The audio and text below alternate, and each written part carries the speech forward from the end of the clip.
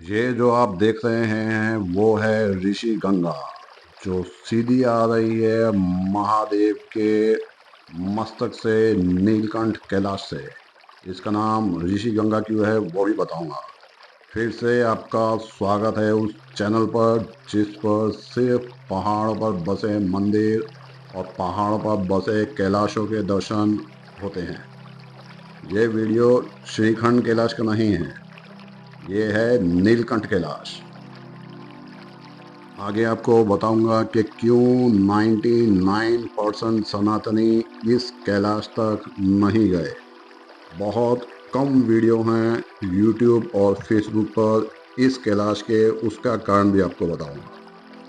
तो 3 दिन की इस कैलाश की यात्रा में अगर आपको वीडियो मिल भी जाएंगे तो पहले दिन के मिलेंगे नारायण शिला के।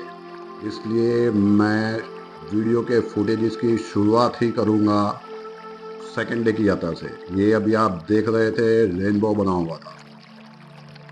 आपको दर्शन करवाऊंगा उस कैलाश के जहां आपको महादेव, हनुमान और उनके गणों की आकृतियां डग डग पर पल पल में दिखेंगी।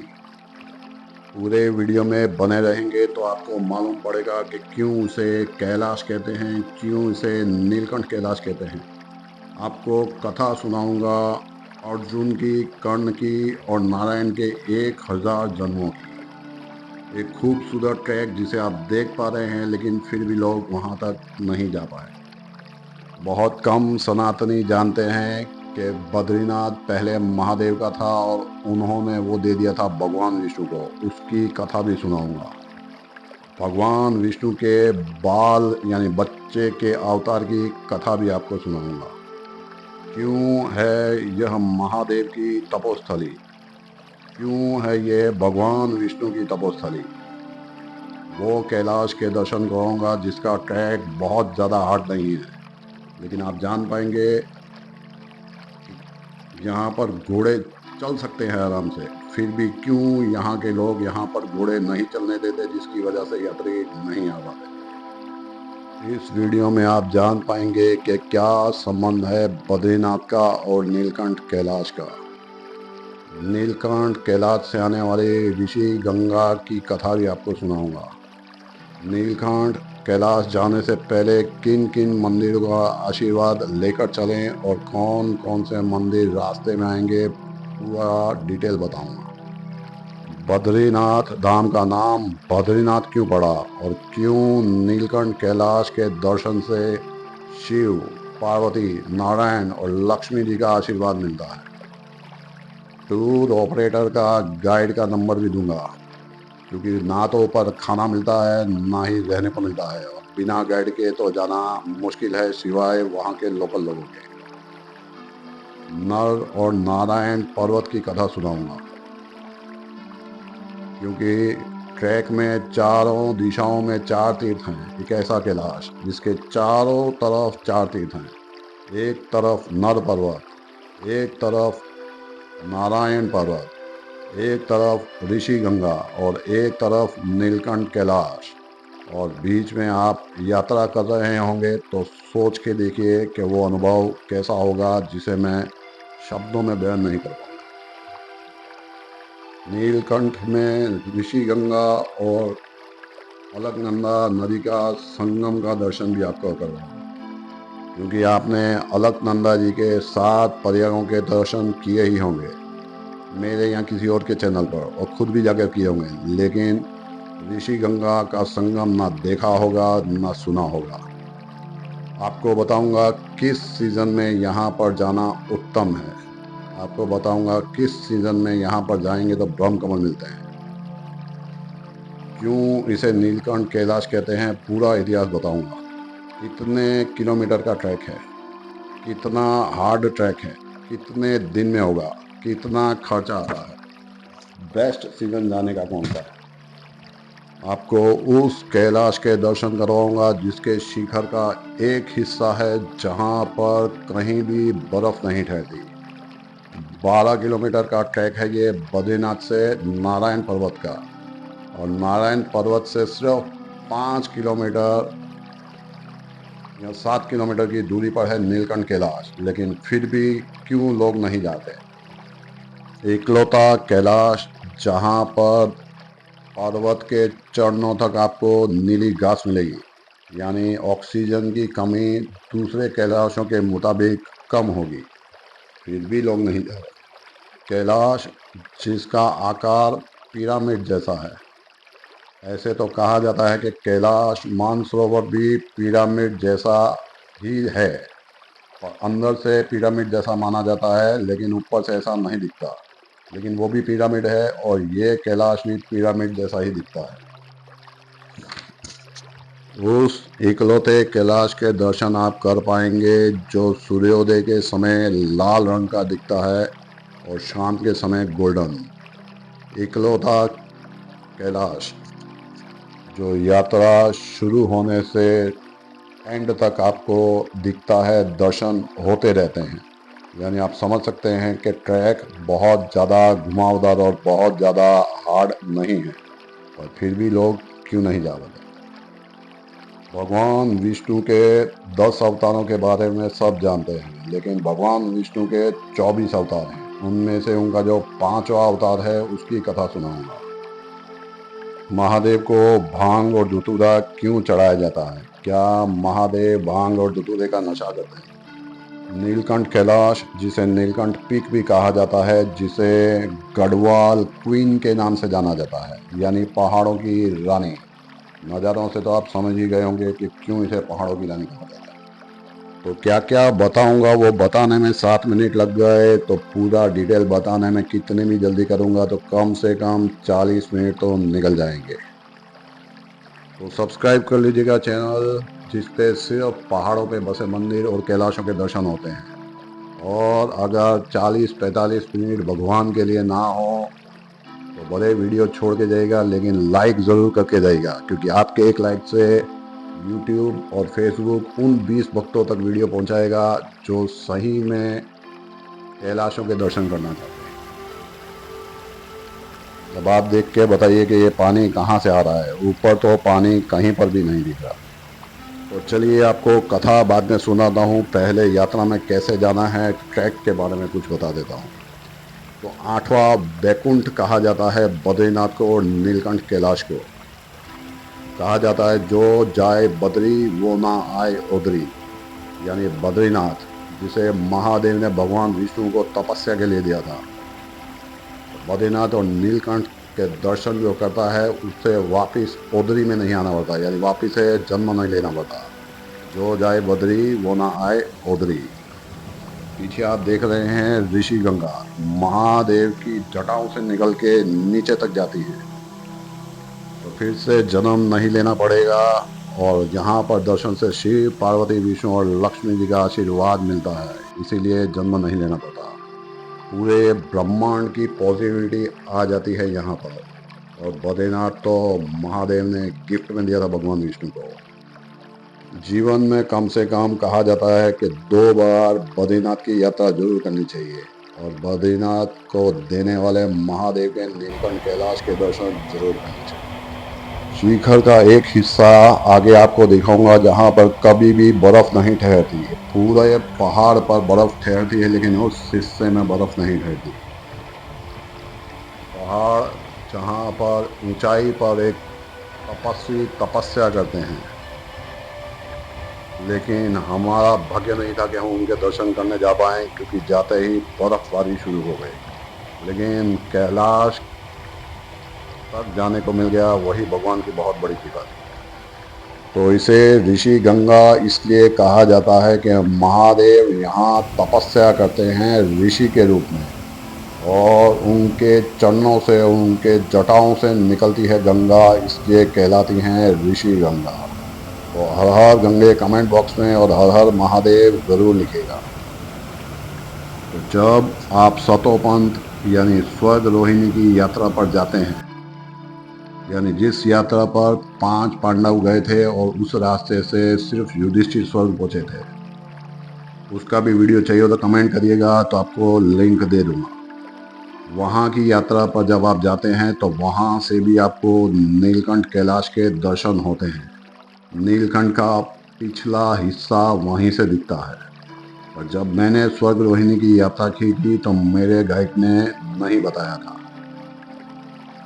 तो इसलिए इस यात्रा के टूर ऑपरेटर का नंबर भी आपको आगे दे दूंगा। सतोपंथ और नीलकंठ कैलाश की यात्रा उनके साथ करेंगे तो आपका अनुभव बहुत सुखद रहेगा। क्यों रहा वो मैं आपको आगे बताऊंगा। और सर्विस अभी आप देख रहे हैं कि कहीं पर भी उन्होंने हमारा साथ नहीं छोड़ा। अक्सर पोर्टर आगे आगे भागते हैं, लेकिन हमारा पोर्टर, हमारा कुक हमारे साथ साथ ही रहा 100 मीटर की दूरी पर आगे पीछे। तो चलिए जानते हैं नीलकंठ पीक को गढ़वाल क्वीन यानी गढ़वाल की रानी क्यों कहा जाता है, पहाड़ों की रानी। तो कैसे पहुंचेंगे? उत्तराखंड के चमोली जिले में 6,597 मीटर की हाइट यानी 21,643 फुट की हाइट पर है नीलकंठ कैलाश। लेकिन टेंशन मत लो, ये कैलाश पर्वत की पीक की हाइट है जिसका किसी के लिए भी चढ़ना निषेध है। कोई वहाँ नहीं चढ़ सकता। आपको सिर्फ बेस कैंप तक यानी चरणों तक जा सकते हैं। और बेस कैंप की हाइट है 4270। आप चलेंगे? चलना तो दूर, अभी तक कई लोगों ने कैलाश दर्शन करने के लिए चैनल सब्सक्राइब भी नहीं किया और लाइक भी नहीं किया। चलिए, तो जाने के लिए जैसे आप समझ गए होंगे, पास का रेलवे स्टेशन है ऋषिकेश या हरिद्वार और एयरपोर्ट है देहरादून 311 किलोमीटर की दूरी पर। नवंबर टू अप्रैल स्नोफॉल होती है बद्रीनाथ में, तो यहाँ भी पॉसिबल है और रेनी सीजन में अवॉइड करें। लेकिन अगर आपको ब्रह्म कमल चाहिए हो तो वो जुलाई टू सितंबर अक्टूबर में मिलेंगे, क्योंकि ब्रह्म कमल राज्य पुष्प है उत्तराखंड का, इसीलिए सबसे अच्छा पुष्प महादेव को दिया जाता है। महादेव को और नंदा देवी पे चढ़ाया जाता है। नंदा देवी की पूरा का पूरा ट्रैक होता है, वो नंदा देवी अलग है। वही नंदा देवी यहाँ पर भी है और उतना ही दर्शन का पुण्य मिलता है जिसके मंदिर के दर्शन में आपको आगे करवाता है। कहीं पर भी आपको पानी की कमी नहीं होगी, क्योंकि हर जगह ऋषि गंगा आपके साथ साथ ही बहती है। जैसे जैसे आप ऊपर जाते जाएंगे ऋषि गंगा के दर्शन और भी सुगम होते जाएंगे। एक ऐसी भी कथा है, ऐसा भी माना जाता है कि एक पुजारी था लेकिन पापी था, लेकिन बद्रीनाथ और केदारनाथ के दर्शन करना चाहता था। लेकिन महादेव ने ऐसी लीला रची कि उसका रास्ता रोकने के लिए भगवान यहाँ पर नीलकंठ रूप में स्थापित हो गए। और आज भी कलयुग में बहुत कम लोग यहाँ पहुँच पाते हैं, शायद उसका कारण यही होगा। पता नहीं कौन से जन्मों के कर्म उदय हो गए और महादेव ने अपने नीलकंठ कैलाश दर्शन के लिए बुला लिया। कुछ पुण्यों ने साथ दिया और कुछ पाप भी बीच में आ गए। चाहकर भी वहां तक पहुंचकर भी ब्रह्म कमल के दर्शन नहीं कर पाया। क्यों नहीं कर पाया आपको आगे बताऊंगा, और आप कैसे कर पाएंगे वो भी आगे बताऊंगा। तो रास्ते में आने वाले कई मंदिरों के दर्शन मैं आपको बाद में करवाऊंगा, क्योंकि वो दूसरे वीडियो में आप कर चुके होंगे, तो वही दिखाऊंगा जो आपने नहीं देखा। रास्ते में आती है गुफा जिसके अंदर एक शिवलिंग है जिसे गुप्त गंगा कहा जाता है। फिर आता है हनुमान गुफा। फिर आते हैं नारायण शिला जिसके ऊपर साक्षात भगवान विष्णु के पांव के निशान हैं। ये सब भी बताऊंगा लेकिन बाद में। एक ऐसा इंसान मिला जो आज कलयुग में मिलना मुश्किल था। हमें जाना था नीलकंठ कैलाश और वो जाते हैं बद्रीनाथ से। तो 3 दिन की यात्रा पर जाना था, तो सोचा था कि बाकी का लगेज किसी होटल में रख देंगे। तो पूछने के लिए एक होटल में गया जिसका नाम था होटल बद्री नारायण भोजनालय। उनसे कहा कि आप क्या रेंट लेंगे और हमारा सामान रख लेंगे। लेकिन उन्होंने कहा कि मैं खाने का होटल चलाता हूँ, रहने का नहीं। आप चाहें तो सामान मेरे यहाँ पर रख दीजिए। और उनका होटल बस स्टैंड के पास में ही है। और होटल का नाम है बद्रीनारायण भोजनालय। उनका नंबर मैंने यहाँ पे स्क्रीन पे लगा दिया है, तो वहाँ पर बैग रख के आप फ्री ऑफ चार्ज में जा सकते हैं। महादेव के शिवलिंग के दर्शन तो कर लिए, लेकिन कमेंट बॉक्स में हर हर महादेव नहीं दिखा। चलिए, मेरी तरफ से हर हर महादेव। बार बार आपको ऋषि गंगा को क्रॉस करना पड़ेगा, कभी इस पार से उस पार और फिर घूम के उस पार से इस पार। बहाव बहुत ज़्यादा होगा तो नहीं कर पाएंगे, तो इसीलिए कोई भी कैलाश हो, कोई भी पहाड़ हो, रेनी सीजन में अवॉइड करना चाहिए। कैलाश, जिसमें हमें बताया गया कि रात को अगर घुंघरू बजने की आवाज़ें आए, चलने की आवाज़ें आए, तो डरने की जरूरत नहीं है, क्योंकि ये पूरे कैलाश में महादेव के गण हैं। यहाँ किन्नर, गंधर्व, वन देवी वगैरह घूमते हैं, तो डरने की जरूरत उसको है जो पापी हो। तो मेरे मन में डर नहीं था, मैं तो इंतज़ार कर रहा था कि ऐसी आवाज़ें आएँ और महसूस कर पाऊँ कि किन्नर और गंधर्व हैं यहाँ पर। लेकिन कुछ पाप बीच में आ गए और वो अनुभव नहीं हुआ, कोई आवाज़ें नहीं आई। यहाँ पर टॉयलेट बाथरूम जाना हो तो आप कंफ्यूज हो जाएंगे, क्योंकि एक तरफ है नर पर्वत, एक तरफ है नारायण पर्वत, एक तरफ है ऋषि गंगा और एक तरफ है नीलकंठ कैलाश। तो जिस तरफ भी मुंह करके टॉयलेट बाथरूम जाएंगे, तो डर मुझे यही था कि गलत काम ना हो जाए हाथों से।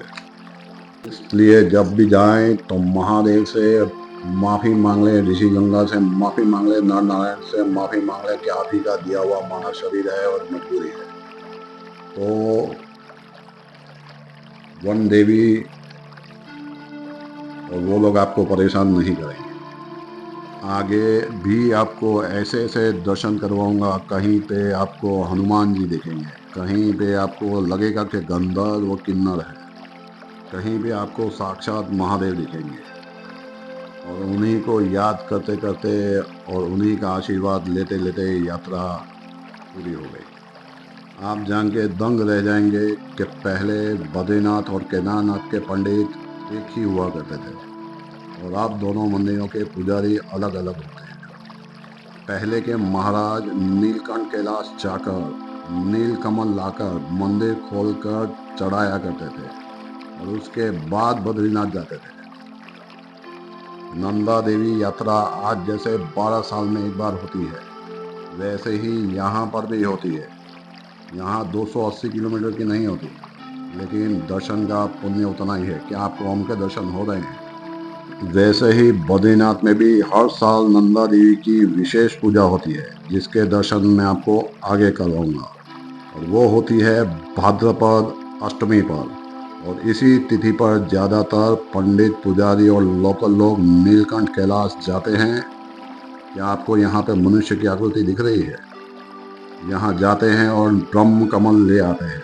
इसी वजह से अगर आप बाद में जाएंगे तो आपको ब्रह्म कमल नहीं मिलेंगे और हमें भी नहीं मिलेंगे, लेकिन ब्रह्म कमल हमें मिले उससे ज़्यादा जरूरी उनके लिए था। ये है कैलाश का सबसे ऊपर का सीन, जो शायद आज तक आपने कहीं नहीं देखा होगा। यही है महादेव के चरण, और यहीं से ब्रह्म कमल मंदिर के महाराज लेकर जाते हैं और फिर नंदा देवी को चढ़ाया जाता है। और नंदा देवी जी का मंदिर बद्रीनाथ में ही है, जिसके दर्शन आपको आगे करवाऊंगा। इसीलिए अगर आप चाहते हो कि ब्रह्म कमल आपको नीलकंठ कैलाश में चढ़ाने हैं या महादेव को अर्पित करने हैं, तो भाद्रपद मास यानी श्राद्ध पक्ष से पहले आइएगा।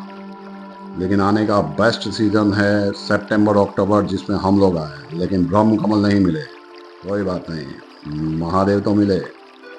तो ये ऋषि गंगा में स्नान किया, क्योंकि पानी का बहाव जैसे जैसे नीचे जाता है वैसे बढ़ता है। ऊपर से तो चरणों से आ रही हैं, तो यहाँ पर पानी इतना ही था। तो चलिए अभी महादेव की आरती वगैरह कर लेते हैं। अबीर, गुलाल, चंदन, भस्म, कमल काकड़ी, तिल, जौ, गाँव, लाल चंदन वगैरह सामग्री भगवान को अर्पित कर देते हैं। तो जाने के लिए बेस्ट समय है जून से सितंबर।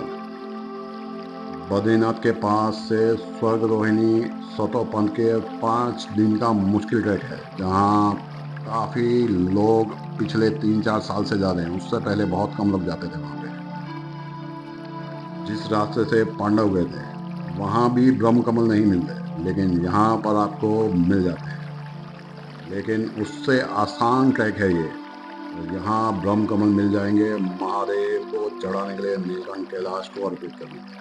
आप सोच के दंग रह जाएंगे कि अलकनंदा जी आती हैं सतोपंथ स्वर्ग रोहिणी से, जो बद्रीनाथ से होकर जाती हैं और हरिद्वार तक पहुँचती हैं। उसी के बीच में कई नदियाँ मिलती हैं और उन्हीं के संगम को प्रयाग कहा जाता है। लेकिन फिर भी बद्रीनाथ में घरों में पानी नीलकंठ कैलाश का ही आता है। यहाँ के गांव वाले घोड़े नहीं चलने देते, जबकि यहाँ पर घोड़े चलाना कोई बहुत मुश्किल बात नहीं है। लेकिन वो घोड़े इसलिए नहीं चलने देते कि भले ही रोजगार ना मिले, भले ही लोग कम आएंगे, लेकिन कैलाश पर कचरा ना फैलाएं। तो आप आए तो मेरी भी आपसे रिक्वेस्ट है कि कचरा ना फैलाएं। अक्सर लोग दर्शन वीडियो के एंड में करवाते हैं, लेकिन मैंने बीच में ही इसलिए करवा दिए हैं क्योंकि मैं लोगों की मजबूरी समझता हूँ। किसी को न्यूज़ सुननी है, किसी को पकोड़े बनाने की वीडियो देखते हैं, किसी को कॉमेडी देखनी है, तो वो चाहे तो यहाँ से वीडियो छोड़ के जा सकते हैं। क्योंकि दर्शन तो हो गए हैं, ना तो वीडियो के फुटेज कम हुए हैं और ना ही अभी तक मैंने महादेव का इतिहास आपको बताया है। तो अगर जानना चाहते हैं WWF, क्रिकेट, पकौड़े बनाने, फैमिली शो से अगर ज़रूरी महादेव की कथा हो तो बने रहिएगा अंत तक, वरना कुछ ना कुछ छूट जाएगा। तो कथा की शुरुआत करते हैं नर नारायण से। बद्रीनाथ में आपने सुना होगा कि नर नारायण पर्वत है। नारायण यानी संपूर्ण विष्णु है और नर नारायण भगवान विष्णु के 24 अवतारों में से चौथे अवतार हैं, जो दोनों भाई थे, नर और नारायण। सीरियल वाले भक्त नहीं जानते, लेकिन जिन्होंने महाभारत महाकाव्य पढ़ा होगा वो जानते हैं। नर नारायण और बद्रीनाथ में बहने वाली सरस्वती जी की पूजा से शुरू होती है। नर यानी अर्जुन का पिछला जन्म नारायण यानी ऋषि थे। भगवान कृष्ण का पिछला जन्म था, यानी नर अर्जुन थे और भगवान कृष्ण नारायण थे पिछले जन्म में। दोनों ही ऋषि और भगवान माने जाते हैं। इस बात का वर्णन स्कंद पुराण, गरुड़ पुराण, वामन पुराण और वायु पुराण में भी वर्णन है। सब सारी कथाएं आपने सुनी होंगी, इसीलिए तो अभी तक कमेंट बॉक्स में ना किसी ने हर हर महादेव लिखा, ना जय बद्री विशाल लिखा। तो दम्बोदर नाम का एक असुर था जिसने मेरी तरह हाहाकार मचा रखा था। उसे सूर्य देव से वरदान था कि उसे 1000 कवच मिलेंगे और 1000 कवच को कोई तोड़ेगा तो ही वो मरेगा, और जो भी एक कवच तोड़ेगा वो मर जाएगा। इसलिए समझ गए होंगे कि आप उसे मारने के लिए, जो भी मारना चाहेगा उसे 1000 जन्म लेने पड़ेंगे। तो नर नारायण दोनों भाई थे। ये जो आप टेंट देख रहे हैं, अभी हम लोग कैलाश से वापस आए हैं। अक्सर लोग नारायण शिला तक जाते हैं और फिर यहाँ टेंट लेकर रुकना पड़ता है। 7 किलोमीटर तो लोग चले जाते हैं, लेकिन आगे का रास्ता सिर्फ 5 किलोमीटर का है। 5 जाना और 5 आना और फिर 7 वापस जाना, इतना एक दिन में संभव नहीं है। इसके लिए आपको यहाँ पर रुकना पड़ेगा और रुकने के लिए आपको टेंट वगैरह सब साथ में लेके आना पड़ेगा। खाने के लिए साथ में लाना पड़ेगा, ये स्लीपिंग बैग सब साथ में लानी पड़ेगी। तो या तो आप खुद उठा के चलें या फिर किसी एजेंसी को हायर कर लें। तो अभी मैं इनका नंबर आपको देता हूँ। इन्होंने स्लीपिंग बैग भी दिए, अंदर इनर बैग भी दिए, टेंट भी दिए, खाना भी दिया। तो नंबर आपको आगे देता हूँ, लेकिन उतनी देर टेंट ये लोग लगाते हैं, उतनी देर में आपको बाकी की कथा सुनाता हूँ। और यहाँ से भी कैलाश के दर्शन बहुत अच्छे होते हैं। तो वरदान के हिसाब से नर युद्ध लड़ने जाते थे राक्षस से, और उसका एक कवच तोड़ देते। और एक कवच तोड़ देते इसलिए नर की मृत्यु हो जाती, नर यानी अर्जुन की मृत्यु हो जाती थी। लेकिन भाई नारायण तपस्या करके फिर से उन्हें जीवित कर देते, तो फिर से वो युद्ध करने जाते हैं। इस तरह 999 बार उस दम्बोद राक्षस को अर्जुन ने मारा था, और खुद अर्जुन मारे गए थे। और 999 बार भगवान कृष्ण ने नर को यानी अर्जुन को जीवित किया था। और आखिरी कवच तोड़ा था जब कर्ण के रूप में जन्म लिया था दम्बोद राक्षस ने, और नर ने जन्म लिया था अर्जुन के रूप में, और नारायण ने जन्म लिया था भगवान कृष्ण के रूप में अवतार लेकर। ये नर और नारायण की कथा बहुत कम लोगों ने सुनी होती है, लेकिन मजाल है कि कमेंट बॉक्स में कोई जय श्रीमन नारायण लिख दे। लेकिन मेरी तरफ से उन सभी भक्तों को ओम नमो भगवते वासुदेवाय। तो चलिए अभी थोड़ा सा आपको टेंट के अंदर का भी माहौल बता देता हूँ, क्योंकि बिना इनकी मदद से तो यात्रा संभव नहीं थी। हवाएं कितनी तेज चल रही हैं आप देख ही चुके होंगे। चलता हूँ अपने बंगले में, अपने रेव हाउस में, जो हमको टेंट बना के दिया गया है। स्लीपिंग बैग 3 जन का है, जिससे 2 जन को सोना है। अपना पहला बेस कैंप, जहाँ पे आप नार और नारायण पर्वत की दर्शन कर पाएंगे। और पर्वत को अगर आपको मैं जूम करके दिखाऊंगा तो आपको ये ओम का बादल भी बना हुआ दिख रहेगा, और जो बर्फ़ दिख रही है उसमें शायद आपको भगवान के मुख के भी दर्शन हो पाएंगे। और उसके बाद में ये है इस साइड पे नारायण पर्वत की बैक साइड, और इसी पर्वत के पीछे हैं बद्रीनाथ भगवान, और इस साइड में है नीलकंठ कैलाश, जो आपको मैं कल आगे जाके बताऊंगा। अगर आपकी श्रद्धा रही, भगवान का आशीर्वाद रहा, तो आप पूरा वीडियो देख पाएंगे और भगवान के दर्शन कर पाएंगे। जय बद्री विशाल। तो पिक्चर अभी बाकी है मेरे दोस्त। महादेव का नाम नीलकंठ पड़ा, वो क्यों ये कहलाया नीलकंठ कैलाश? क्यों महादेव बद्रीनाथ भगवान विष्णु को देकर चले गए केदारनाथ? तो चलिए वीडियो रिवर्स शुरू करते हैं। अब ये नीचे आप देख रहे हैं बद्रीनाथ, अब यहाँ से जाएंगे नारायण शिला और सुनेंगे भगवान नारायण की कथा। तो नीलकंठ की तलेटी के पास यानी बेस कैंप के पास भगवान विष्णु ने बाल रूप में अवतार लिया था, उसकी कथा सुनाता हूँ। बद्रीनाथ पहले केदार घाटी कहलाती थी, और नीलकंठ कैलाश का ही हिस्सा थी, जो महादेव और पार्वती जी का निवास स्थान था। ये निवास स्थान था, इसीलिए इसका नाम कैलाश था। जब महादेव को तपस्या करनी होती थी तो वो नीलकंठ कैलाश पर आसन लगाकर तपस्या करते थे, और आराम करना होता था तो बद्रीनाथ मंदिर में आकर रुकते थे। तो बद्रीनाथ पहले महादेव का ही था, लेकिन लीलाधर भगवान विष्णु आराम और ध्यान के लिए और शांति के लिए एक श्रेष्ठ स्थान ढूंढ रहे थे। तो नीलकंठ कैलाश और बद्रीनाथ से उत्तम क्या हो सकता था? ये नज़ारा है ऊपर से, अगर आप नीचे बद्रीनाथ देखेंगे तब आकाश मार्ग से भगवान विष्णु जा रहे थे, तो उनको भी ऐसा ही नज़ारा दिखा, और उनकी नज़र इस क्षेत्र पर पड़ी, अलकनंदा के पास नीलकंठ कैलाश के नीचे आज के बद्रीनाथ मंदिर पर उनकी नज़र पड़ी। उस वक्त महादेव यहाँ से नीलकंठ कैलाश से तपस्या कर वापिस बद्रीनाथ आ रहे थे। तब भगवान शिव और पार्वती ने देखा तो उन्हें एक बच्चे के रोने की आवाज़ सुनाई दी, और उन्होंने रोते हुए बच्चे को देखा। तो पार्वती माता ममता से विवश होकर बच्चे को उठाया और अंदर कमरे में लेकर चली गई। यही वो स्थान है लीला डुंगरी का, जहाँ पर भगवान बद्रीनाथ से पहले बाल स्वरूप में यहाँ पर आकर रुके थे। लेकिन बहुत कम सनातनी यहाँ पर दर्शन करने के लिए जाते हैं, तो आप जरूर जाइएगा। इसे लीला डुगरी कहा जाता है, जहाँ पर नारायण ने लीला की। तो चलिए आपको लेकर चलता हूँ नारायण शिला, जिसके दर्शन आपने पहले भी किए होंगे, पहाड़ पर जहाँ पर भगवान विष्णु के पांव के निशान हैं। इसीलिए इसे नारायण शिला कहा जाता है। कैलाश के वीडियो अनगिनत हैं, अब देखते देखते थक जाएंगे, लेकिन आपको दर्शन करवाना जरूरी है, तो पहले यहाँ दर्शन करके फिर आगे बढ़ेंगे। यहीं तक लोग पहले दिन आते हैं और फिर आगे नहीं जाते। लेकिन जब भगवान शिव और पार्वती माता स्नान करके लौटे तो कमरा अंदर से बंद था।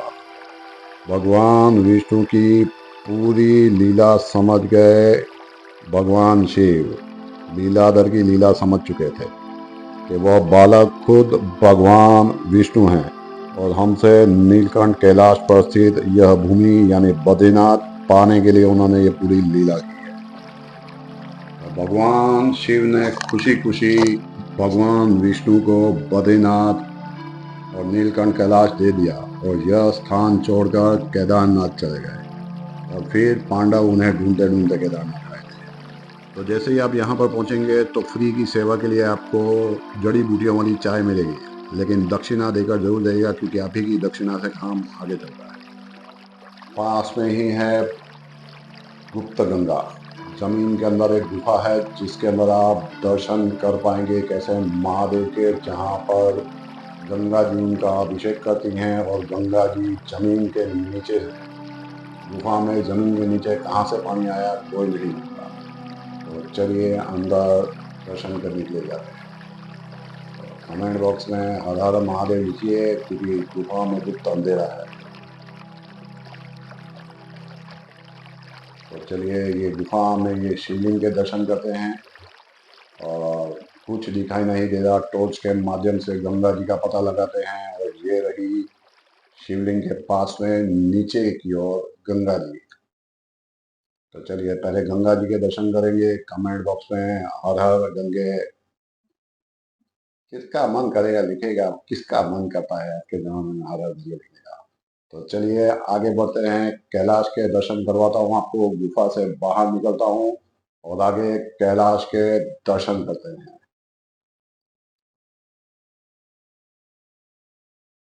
अभी चरण पादुका पर पहुँचे हैं और ये देखिए हमको पैकेज में मिला है तुलसी अदरक का काढ़ा आयुर्वेदिक, और ये हमें लेके आए हैं कान्हा जी, इनका नंबर मैं आपको मेंशन कर दूँगा। तो यहीं से 7 किलोमीटर आगे का ट्रैक है नीलकंठ कैलाश का, लेकिन 7 किलोमीटर आप जा नहीं पाएंगे, तो यहाँ से 2 किलोमीटर आगे जाके आप रुक सकते हैं। तो यहाँ से रास्ता आसान है, थोड़ा सा घास फूस वाला ट्रैक है, फिर आगे जाकर धीरे धीरे घास कम होती जाएगी। तो क्योंकि यह तपोस्थली है महादेव की और यही तपोस्थली है भगवान विष्णु की, यहीं पे जप तप करने के लिए भगवान विष्णु ने लीला रची थी। इसीलिए कहा जाता है नारायण भगवान विष्णु 4 धामों में दिन में 4 अलग अलग समय पर 4 अलग अलग क्रियाओं के लिए जाते हैं। ऐसा कहा जाता है कि भगवान रामेश्वरम में नहाने के लिए जाते हैं, क्योंकि वहाँ पर 21 कुंड हैं। जगन्नाथ में भोजन के लिए जाते हैं, इसीलिए वहाँ पर हांडी पे खाना पकता है और वहाँ पे भोजन प्रसाद की महिमा है। बद्रीनाथ में ध्यान और तपस्या के लिए आते हैं, तो जीवन में अगर शांति चाहिए हो तो यहाँ पर आते हैं।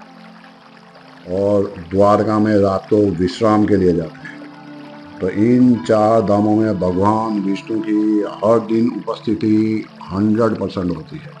और यहाँ पर तो भगवान विष्णु और महादेव दोनों तपस्या करते थे। लेकिन क्या आपने नोट किया है कि इन 4 धामों में रामेश्वरम हो, द्वारका हो, जगन्नाथपुरी हो और बद्रीनाथ में, सिर्फ बद्रीनाथ में भगवान संपूर्ण नारायण रूप में विराजमान है,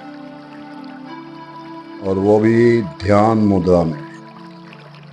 यहीं पे वो अपने आराध्य महादेव का ध्यान लगाते हैं और ध्यान में ही अपने भक्तों को आशीर्वाद देते हैं। लेकिन भक्त हैं कि कसम खा रखी है कि कमेंट में ना तो नमो नारायण लिखेंगे, ना वीडियो को लाइक करेंगे। इसीलिए यहाँ नीलकंठ कैलाश में दर्शन करने से शिव, पार्वती, विष्णु और लक्ष्मी सभी प्रसन्न होकर आशीर्वाद देते हैं और आपकी मनोकामना पूर्ण करते हैं। तो अब बताता हूँ यहाँ पर लक्ष्मी जी का आशीर्वाद कैसे मिलता है।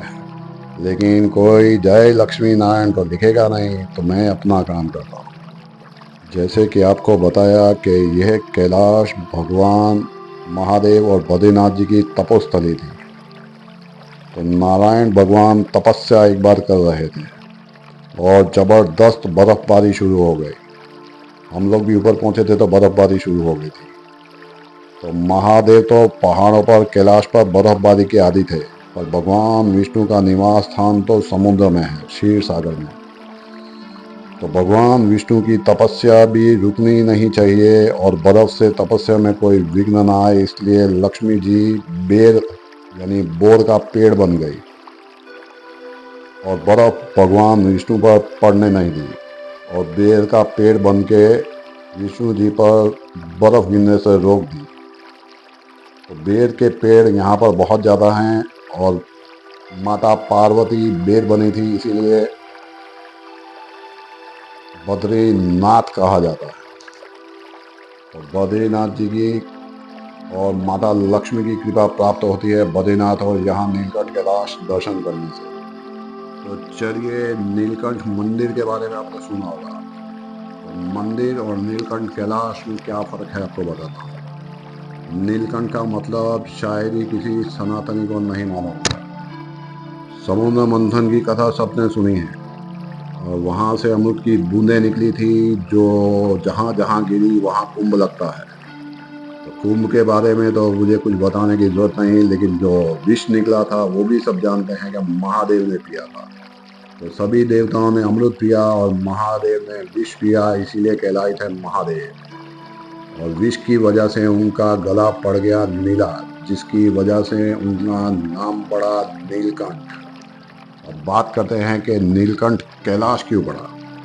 तो जब विष महादेव ने पिया तो उसे गले में रोकने के लिए पार्वती जी ने गले पे हाथ रख दिया और वो विष गले से नीचे नहीं उतर पाया।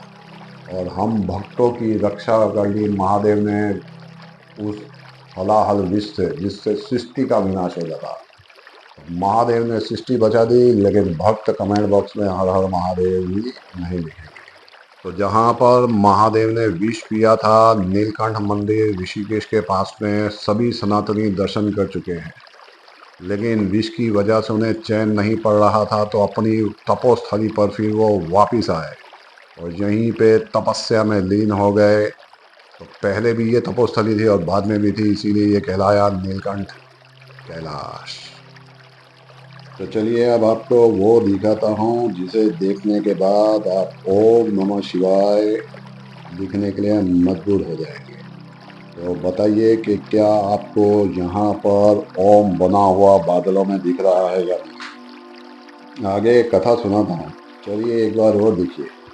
तो क्या इसमें भी आपको ओम दिख रहा है या अभी भी महादेव ने दर्शन नहीं दिए। महादेव ने दर्शन दिए, लेकिन आप कमेंट बॉक्स में ओम नमः शिवाय नहीं लिखना चाहते। चलिए छोड़िए, आगे दर्शन आपको करवाता हूँ कैलाश के। क्यों आप समझ पाएंगे कि क्यों ये कैलाश पिरामिड जैसा दिखता है। कैलाश मानसरोवर भी अंदर से पिरामिड ही है, सर्च करके देखिएगा। लेकिन यहाँ कैलाश के दर्शन साक्षात पिरामिड स्वरूप में ही होते हैं। इस पिरामिड में भी आपको एक ओम बना हुआ दिखेगा, और जो मेन चीज़ है कि पूरे पहाड़ पर बर्फ गिरती है, लेकिन एक हिस्सा छोटा सा जिस पर बर्फ नहीं गिरती। क्या आपने आज से पहला ऐसा कोई कैलाश देखा था या ऐसी कोई कथा सुनी थी? कमेंट में ज़रूर बताइएगा। चलिए एक और चीज़ आपको बताता हूँ। आगे चलते चलते आपको ऐसा लगेगा कि जैसे कोई यक्ष, किन्नर, कोई वन देवी आपको देख रही है कि आप कैलाश के दर्शन पे जा रहे हैं। क्या दो आंखें, एक नाक, ऐसा आपको प्रतीत हो रहा है कि कोई आपको देख रहा है। और भी आपको ऐसी कई आकृतियां दिखाऊंगा आगे।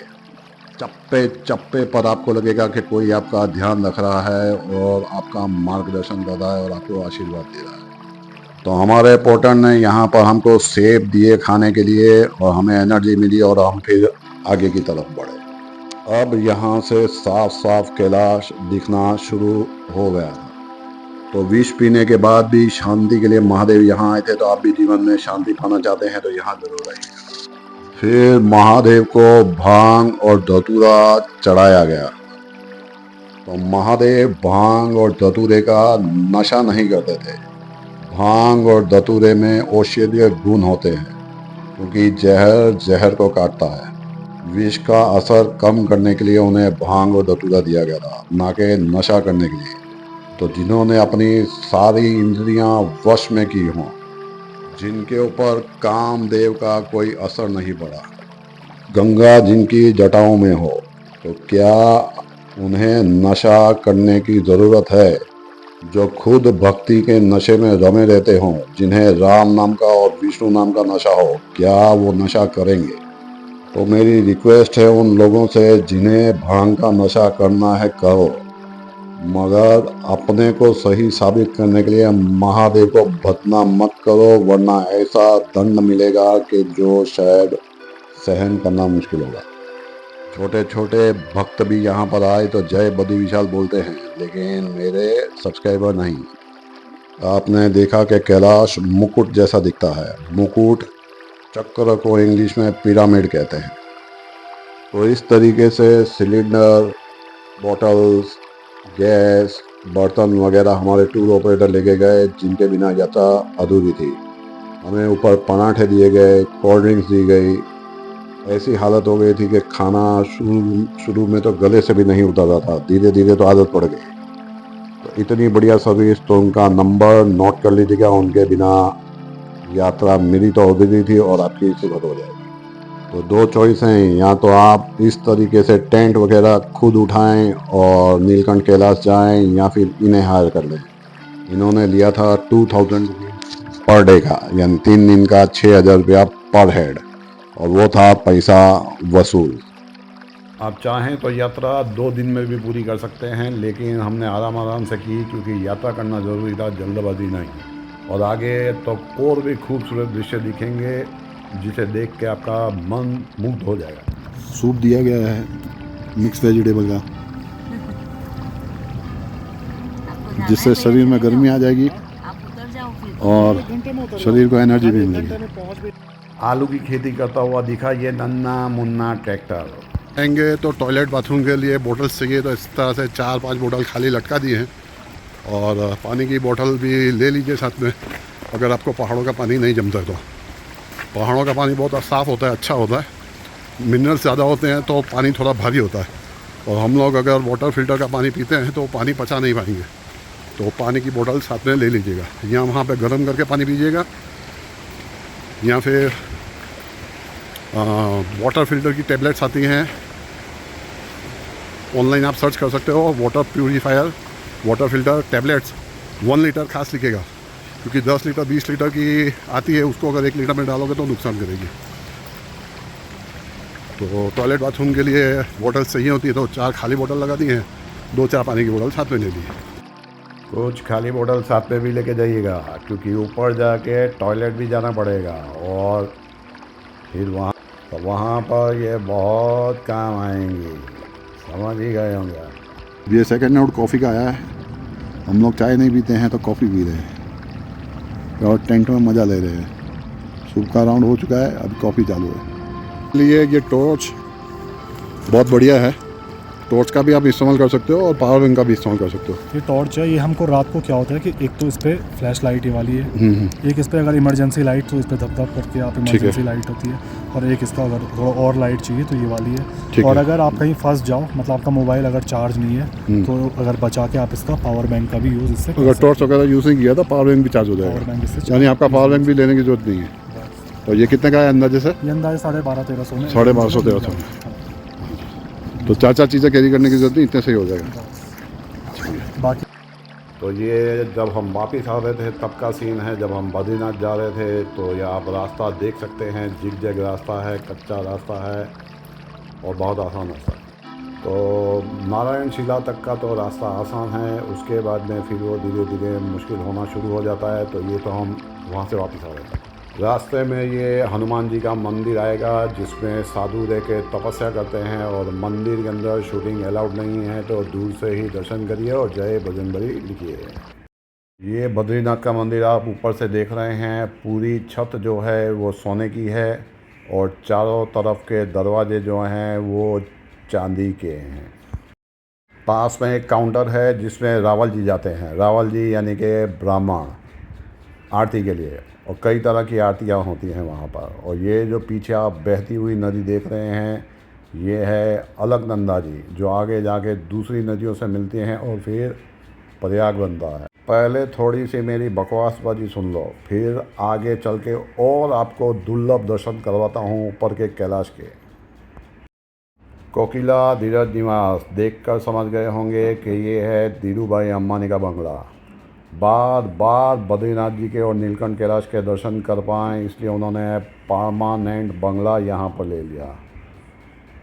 करोड़पति यहाँ के दर्शन करना नहीं चूकते और कुछ लोग हैं जो आज तक बद्रीनाथ और नीलकंठ नहीं गए। में आता है ऋषिगंगा वाटरफॉल।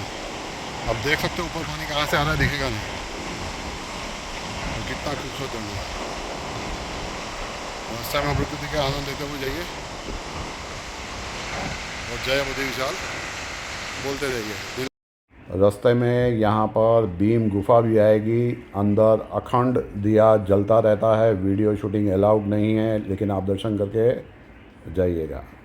ये जो मैंने ड्रॉ किया है इसे ध्यान से देखिए कि आपको हनुमान जी के दर्शन हो रहे हैं।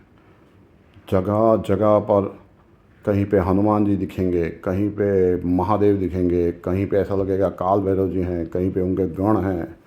कण कण में भगवान का वास है, ऐसा आप साक्षात्कार कर पाएंगे। ये जो पत्थर आप देख रहे हैं जैसे कोई पिट्ठू पीछे बकेट रख के सामान लेके जाता है वैसी दिखती है। ऐसे ही एक साधु दर्शन करने के लिए जा रहे थे और उनके यहाँ पर प्राण छूट गए, और तब से ही ये जो बकेट है उसने एक शिला का रूप ले लिया जिसके आप दूर से दर्शन कर पाएंगे। क्या आपको ऐसा लग रहा है कि महादेव के गण देख रहे हैं? पूरे रास्ते में ऐसा लगता था कि जैसे कोई हमें देख रहा हो और हमारा मार्गदर्शन कर रहा हो और हमारी यात्रा पूरी करवाने के लिए। ये नीलकंठ से ऋषि गंगा जी आ रही हैं भगवान के चरणों से, जो आगे जाके अलकनंदा पे मिलेंगी। और इस पुल को क्रॉस करके ही हम आगे जाएंगे। सबसे पहले दर्शन होंगे ये लाल झंडे वाला मौनी बाबा का आश्रम है, जहाँ विदेशी फॉरेनर्स भी आके रुकते हैं मौनी बाबा का आशीर्वाद लेने के लिए। इसके ऊपर जाएंगे तो हनुमान जी का मंदिर। नारायण पर्वत का पीछे का हिस्सा है। अच्छा। इस नारायण पर्वत के आगे के हिस्से पे भगवान बद्री विशाल जी का मंदिर है जी। तो जिस पर्वत पर नारायण पर्वत पर जैसे भगवान बद्री विशाल विराजमान है तो उसका नाम नारायण पर्वत है जी। और नर पर्वत आपको ठीक सामने दिख रहे हैं वो पूरी नर पर्वत की सीरीज है। सतयुग में नर और नारायण जी ने यहाँ पर तपस्या की, तो इनके नाम पे नर पर्वत। और ये है आपका पूरा। तो ये जो देख रहे हैं ये नर पर्वत है। नर पर्वत बद्रीनाथ जी। ये जो बर्फ वाला दिख रहा है जी। और ये है आपका जी। अभी हम ठीक खड़े हैं नीलकंठ के पहले बेस कैंप पे। ठीक है। इसके बाद 4 किलोमीटर के बाद एक और बेस कैंप है जहाँ पे आपको कल जाना है। ओके। वहीं से हम वापस यहाँ पे आएंगे। ठीक है। अभी जहाँ पे कोहरा लगा है हालांकि बादलों पे, वो है आपका नीलकंठ कैलाश जी। जी है अपना पहला बेस कैंप, जहाँ पे आप नार और नारायण पर्वत की दर्शन कर पाएंगे। और पर्वत को अगर आपको मैं जूम करके दिखाऊंगा तो आपको ये ओम का बादल भी बना हुआ दिख रहेगा, और जो बर्फ़ दिख रही है उसमें शायद आपको भगवान के मुख के भी दर्शन हो पाएंगे। और उसके बाद में ये है इस साइड पे नारायण पर्वत की बैक साइड, और इसी पर्वत के पीछे हैं बद्रीनाथ भगवान, और इस साइड पे है नीलकंठ कैलाश। ऊपर जाके रास्ता थोड़ा सा सीधा हो गया है, थोड़ा आसान हो गया है ऊपर जाके। जैसे जैसे कदम कैलाश की तरफ बढ़ते जा रहे हैं रास्ते की मिट्टी भी सफ़ेद होती जा रही है, और मुझे तो मिट्टी में भी ओम के दर्शन हो रहे हैं। बैक में जाके देखिएगा क्या आपको भी हुए। धीरे धीरे यहाँ से घास दिखनी बंद हो जाएगी। जैसे जैसे आप आगे जाएंगे बड़े बड़े पत्थर और मिट्टी दिखने शुरू हो जाएंगे। और ऐसे में रंगकमल नीलकमल कहाँ दिखेगा मालूम नहीं। ये थोड़े थोड़े बर्फ़ के ग्लेशियर भी हैं, शायद पार कर कोई बाबा यहाँ पे तपस्या कर रहे हो ऐसा लगता है। काफ़ी ऊंचाई पे लगभग चढ़ना हमारे जैसों के लिए तो बहुत मुश्किल है। इतनी ऊंचाई पे उन्होंने अपनी गुफा बना रखी, सुविधा कर रखी है गैस स्टोव की, और बाबा जी यहीं पर रहते हैं, तपस्या करते हैं। ओम नमो भगवते वासुदेवाय, ओम नमो भगवते वासुदेवाय। दुर्भाग्य रहा बाबा जी के दर्शन नहीं कर पाए। पादुका है, और यहाँ से आप देखेंगे तो सीधा सीधा पगडंडी का रोड बना हुआ है, जैसे आरसीसी कंस्ट्रक्शन किया हो वैसे एकदम पक्का रोड है। तो काफ़ी ऊपर तक आपको ऐसा ही रोड मिलेगा। ये आँखें बनी हुई हैं, ये चेहरा बना हुआ है, शिला है पूरी, और यहाँ पे ये चरण के निशान बने हुए हैं। यहाँ पे भी चरण के निशान बने। जय बुद्ध।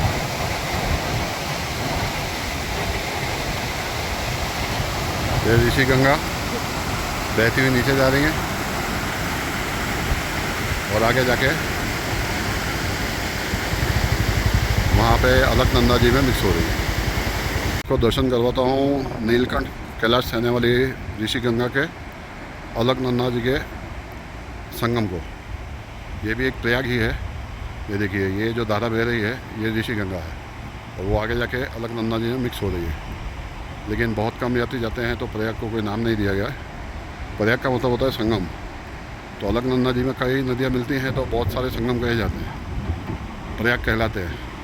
तो संगम तो है, लेकिन प्रयाग के नाम की जानकारी मुझे नहीं है। हर हर गंगे। राधे राधे, जय बद्रीनाथ, जय श्री हरि, राधे राधे, जय श्री राधे। ये पीछे आप देख रहे हैं बद्रीनाथ के मूल निवासी हैं बामणी गांव वाले। आज भी मंदिर में ताले बामणी गांव वालों के ही लगाए जाते हैं। बामणी गांव के लेफ़्ट साइड में लीला डूंगरी मंदिर है, जिसके दर्शन मैं आपको करवा चुका हूँ। राइट साइड में है नंदा देवी का मंदिर, जिसके दर्शन आपको मैं अलग से वीडियो में करवाऊँगा।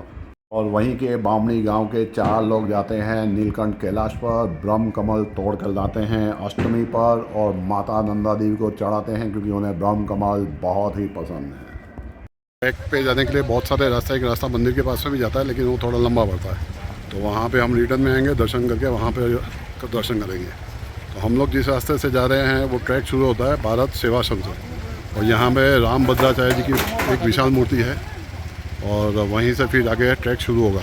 तो आप चाहें तो यहाँ से भी ट्रैक शुरू कर सकते हैं। बद्रीनाथ पे आपने सुना होगा कि एक साइड पे नर पर्वत है, एक साइड पे नारायण पर्वत है। तो अभी आप जो देख रहे हैं वो नर पर्वत है, और यहीं पे पुल पे से आपको दर्शन हो जाएंगे बद्रीनाथ जी के। आप चाहें तो बद्रीनाथ जी के दर्शन करके जाएँ, लेकिन हम लोग नहीं जा पाए, तो यहीं से बद्रीनाथ जी को प्रणाम करेंगे कि भगवान हमारी यात्रा पूर्ण करवाएँ निर्विघ्नता से। और ये इस साइड पे है नर पर्वत, और बद्रीनाथ मंदिर जो है नर और नारायण पर्वत के बीच में है।